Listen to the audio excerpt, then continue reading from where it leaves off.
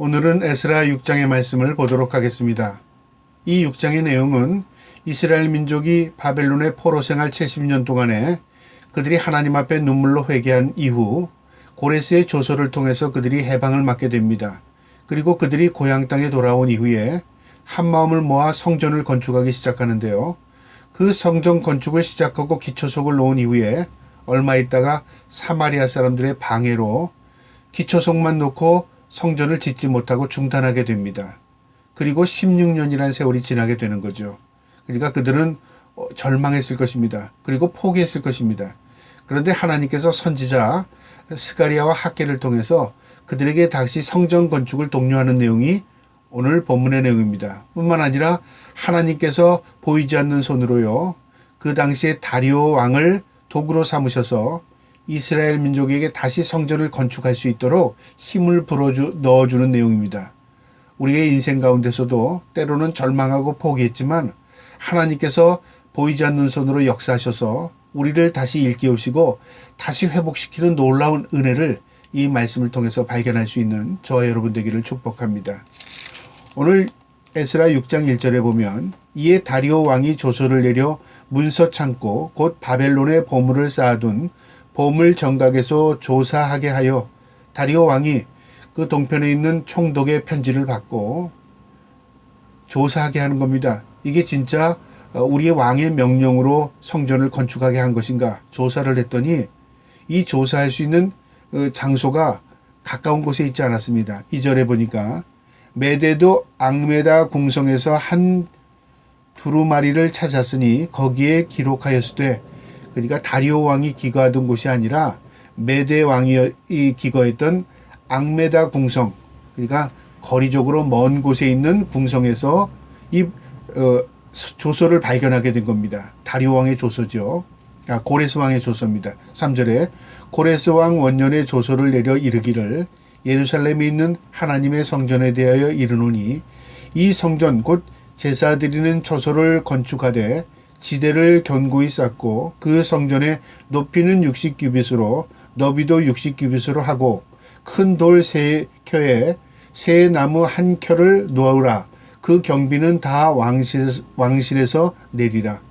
그 조서에는 자세하게 기록되어 있는 겁니다. 몇 규빗 몇 규빗, 가로폭이 얼마, 세로폭이 얼마, 높이는 얼마, 그 비용은 누가, 그 비용은 왕실에서 제공하라는 것까지 기록된 겁니다. 그 다음에 또 5절에 또 느부갓네살의 예루살렘 성전에서 탈취하여 바벨론으로 옮겼던 하나님의 성전 금, 은 그릇들을 돌려보내 예루살렘 성전에 가져다가 하나님의 성전 안 각기 제자리에 둘지니라. 바벨론 시대에 빼앗아 왔던 모든 기물든 모든 금은을 다 돌려주되 제자리 원위치에 다 돌려둬라 그 말이죠. 6절에 이제 유브라데 강 건너편 총독 다뜨네와 스달보스네와 너희 동관들 유브라데스 강 건너편 아비삭 사람들은 이곳을 멀리하여, 이제 총독과 관리들에게 뭐라고까지 명령하냐면 이 다리오 왕이 방해를 하던 아비삭 사람들을 이곳을 멀리하게 하여 접근하지 못하게 하라 그 말이죠. 7절에 하나님의 성전 공사를 막지 말고 유다 총독과 장로들이 하나님의 이 성전을 제자리에 건축하게 하라. 어떠한 방해도 받지 못하도록 너희가 그들을 보호해주고 그들은 힘써 이 성전을 빨리 건축하게 하라 그 말이죠. 참 놀라운 전화위복의 사건이 일어난 거죠. 그들은 포기했고 사마리아 사람들은 방해로 중단되었고요. 관리들은 그 일로 이제 손 놓고 있었습니다. 그래서 이 왕의 명령이 어떻게 떨어질 걸 몰랐는데 왕이 뜻밖의 다른 명령을 내린 겁니다. 이 성전을 빨리 건축하게 하고 이 모든 것들을 제자리에 회복시키고 다시 그들에게 은금을 다 빼앗아 왔던 것들을 다 돌려줘서 성전이 제자리에 서게 하라 그렇게 한 겁니다. 8절에 내가 또 조서를 내려 하나님이 이 성전을 건축함에 대하여 너희가 유다 사람의 장로들에게 행한 것을 알리노니 왕의 재산 곧 유브라데 강 건너편에서 거둔 세금 중에서 그 경비를 이 사람들에게 끊임없이 주어 그들로 멈추지 않게 하라. 심지어는 그들이 비용이 부족하지 않도록 그 물자를 다 공급해주고 그 다 또 경비를 대주라는 겁니다. 무엇으로요? 왕의 세금으로요. 그러니까 국비로 이 성전을 짓게 하는 것이죠. 놀라운 역사입니다. 하나님께서 이렇게 역사하신다 그 말이죠. 그들이 마음을 모아 한 마음으로 하나님의 전을 지었을 때 하나님께서 그 모든 뒤에 있는 것들을 형통케 하시는 겁니다. 형통이라는 게 바로 이겁니다. 형통이라는 것은요, 그냥 잘 되고 잘 되는 게 아니라 우리가 하나님의 뜻 가운데 살아가면 하나님께서 우리의 뒤에 모든 것들을 다 봐주시는 것입니다. 내가 할 일이 있고 하나님이 우리를 도우시는 일이 있는 겁니다. 이스라엘 민족이 손 놓고 있을 때는 하나님도 역사하지 않았습니다. 그러나 그들이 하나님의 말씀을 다시 받아들이고 그 성전을 지어나갈 때 하나님께서 그들의 사업을 순적하게 하신 것이죠. 9절에요. 또 그들이 필요로 하는 것, 곧 하늘의 하나님께 드린 번제의 수양 송아지와 수장과 어린 양과 또 밀과 소금과 포도주와 기름을 예루살렘 제사장의 요구대로 어김없이 날마다 주어 제물도 공급하라는 겁니다. 빠짐없이 그들이 성전만 짓는 것이 아니라 성전에 드려질 제물까지도 다 국비로 제공해라 그 말이죠. 10절에. 그래서 어떻게 하냐면 그들이 하늘의 하나님께 향기로운 제물을 드려 왕과 왕자들의 생명을 위하여 기도하게 하라. 그들이 하나님 앞에 향기로운 제물을 제사를 드리되 그 제사에 나와 내 왕자들까지 기도하게 해달라 그 말이죠. 그러니까 어떤 사람도 이 제사를 방해할 수 없게 만든 겁니다. 왜요? 왕과 왕자들을 결부시킨 겁니다. 만약에 이게 이스라엘 민족의 제사만이 된다면 이것은 바사 왕국과는 관계가 없는 것이죠. 그런데 바사 왕과 왕자들을 위한 제사까지도 하나님 앞에 드리게 했더니 누구도 방해할 수 없는 거죠. 이게 놀라운 겁니다. 우리가 하나님의 뜻대로 살고 우리가 믿음으로 살면 세상에 안 믿는 사람들도 하나님이 역사하셔서 우리를 돕게 할 수 있다 그 말이죠. 심지어는 우리가 하는 일이 그들의 일이 되게 할 수도 있다는 겁니다. 그런데 거꾸로 우리가 하나님의 뜻대로 살지 못하면요, 세상 사람들도 비웃을 뿐만 아니라 우리가 하는 모든 일들을 방해하게 되는 것입니다. 오늘날 세상 역사를 보게 되면 그런 것들을 보게 됩니다. 우리가 하나님 앞에 깨어 있으면 세상도 우리를 두려워하고 하나님을 두려워합니다. 우리가 타락하고 우리가 지저분하게 살면 세상도 비웃음거리가 될 뿐만 아니라요, 그들이 우리가 하는 거 방해합니다. 그게 성경적인 겁니다. 그러니까 세상이 방해한다고 그들을 대적하는 게 아니라 우리가 그들로부터 본이 되지 못했구나, 우리가 하나님 앞에 올바로 살지 못했구나를 깨달아야 하는 것입니다. 이게 성경적인 겁니다. 하나님 앞에 그들이 한 마음을 모아서 하나님 앞에 거룩하게 살아가고 하나님의 뜻대로 그들이 행했더니 그 왕이 그 모든 것들을 다 책임지고 도와주는 겁니다. 11절에요. 내가 또 명령을 내리노니 누구를 막론하고 이 명령을 변조하면 그의 집에서 들보를 빼고 그 집을 완전히 무너뜨려라 그 말이죠. 그를 그 위에 매달고 그들을 사형시켜라 그 말입니다. 그 집은 이로 말미암아 거름더미가 되게 하라. 그들을 완전 초토화시켜버리라 그 말이죠. 누구도 이 일을 방해하지 못하도록 철저하게 하고 너희들은 그들을 지켜주고 어떤 외부의 세력도 접근하지 못하도록 막아줘라 그 말입니다. 12절에 만일 왕들이나 백성이 이 명령을 변조하고 손을 들어 예루살렘 하나님의 성전을 헐진대 그곳에 이름을 두신 하나님이 그들의 멸하기를 원하노라. 나 다리오가 조소를 내리노니 신속히 행할지어다. 이 다리오 왕이 조소를 내려서 어떤 왕도 이것을 변개하지 못하게 못을 딱 박았고요. 만약에 이 이후에 어떤 왕이 이것을 방해한다면 하나님의 저주가 그들에게 임하기를 원한다고까지 했습니다. 하나님이 그들을 멸하시기를 원하노라. 그러니까 내가 할 수 없는 일은 하나님이 그들을 멸하실 것이다. 그렇게까지 조서에 기록했다 그 말이죠. 이 사람이 믿는 사람이었습니까? 하나님의 백성이었습니까? 아닙니다. 이방 왕이었습니다. 그런데 하나님께서 그를 도구로 사용하셨다 그 말이죠. 우리가 세상에 있어서 살아갈 때 세상이 안 믿는다고 우리를 손가락질한다고 우리는 그들에게 있어서 저 사람들이 몰라서 그래, 지옥 갈 사람이야, 우리 그렇게 얘기하겠습니까? 그게 아닙니다. 문제는 하나님께 있는 것이 아니고 문제는 그들에게 있는 게 아닙니다. 문제는 1차적인 문제는 우리에게 있는 겁니다. 우리가 하나님 앞에 바로 살면 세상도 하나님께서 그들을 통해서 우리를 돕게 합니다. 그러나 우리가 하나님 앞에 바로 살지 못하면 세상이 우리를 손가락질할 뿐만 아니라 그들로부터 우리가 어려움을 당하게 되는 것입니다. 성경이 그것을 우리에게 가르치는 겁니다. 13절에요. 이제 그들이 성전을 건축하게 되는데 13절에 다리오 왕의 조서가 내림에 유브라데강 건너편 총독 다트네와 스달 보스네와 그들의 동관들이 신속히 준행하니라. 그 왕의 명령을 받들고 신속히 그 일을 도왔다 그 말입니다.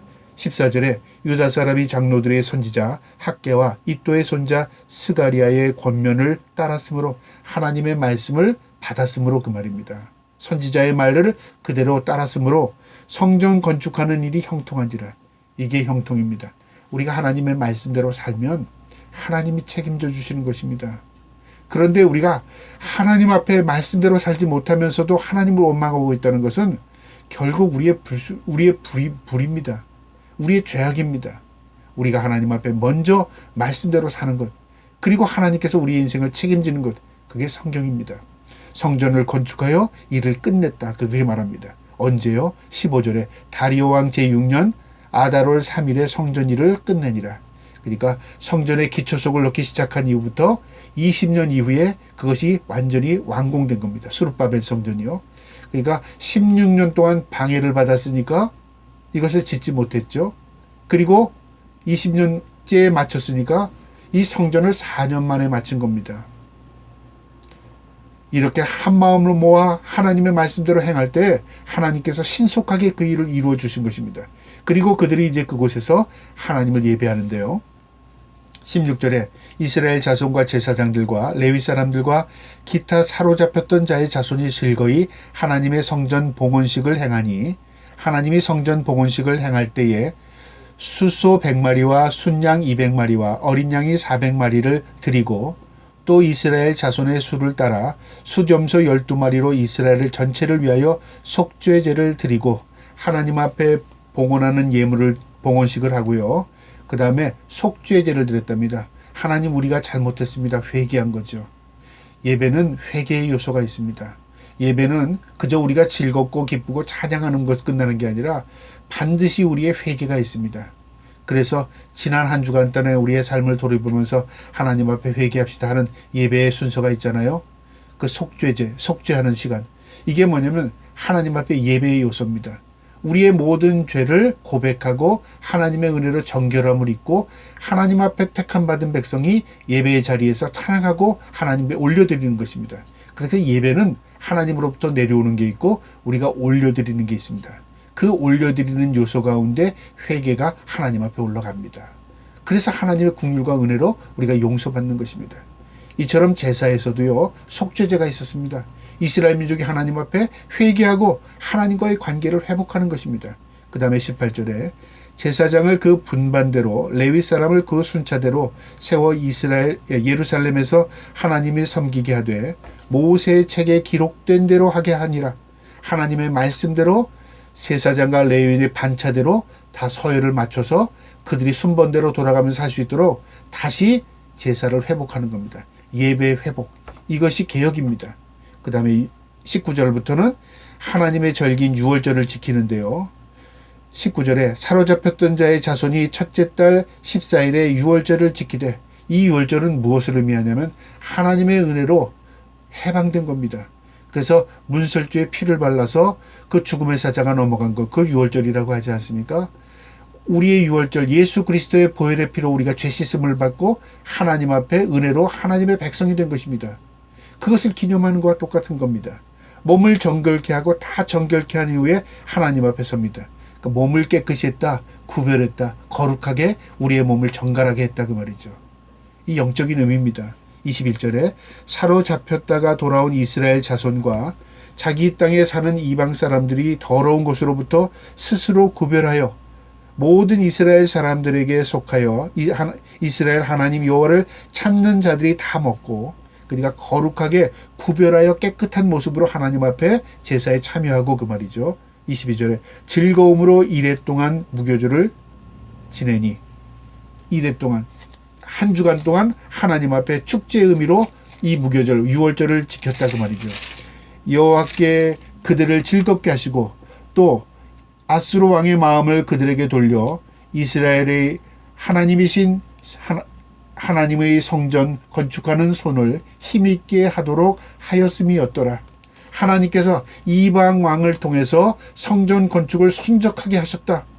그러니까 하나님의 백성은 하나님의 말씀대로 살았고, 그리고 하나님은 그들이 순종할 수 있도록, 형통할 수 있도록 이방 왕을 통해서 역사하셨다, 그 말입니다. 이 말씀의 의미를 통해서요, 우리가 이 세상에 살아가는 방법을 분명히 깨달아야 합니다. 우리는 하나님의 말씀대로 거룩하게 살아가고, 하나님은 우리의 인생의 모든 면을 책임져 주시고, 우리의 가정을 책임져 주시고, 우리의 생업을 책임져 주시는 것입니다. 이것이 하나님의 백성과 하나님과의 관계에 이루어지는 것입니다. 저와 여러분이 이 땅에서 살아가는 동안에요, 우리는 하나님의 말씀대로 뜻대로 살고, 하나님은 우리의 인생을 책임져 주시는 놀라운 은혜를 경험해 나갈 수 있기를 주님의 이름으로 축복합니다. 아멘.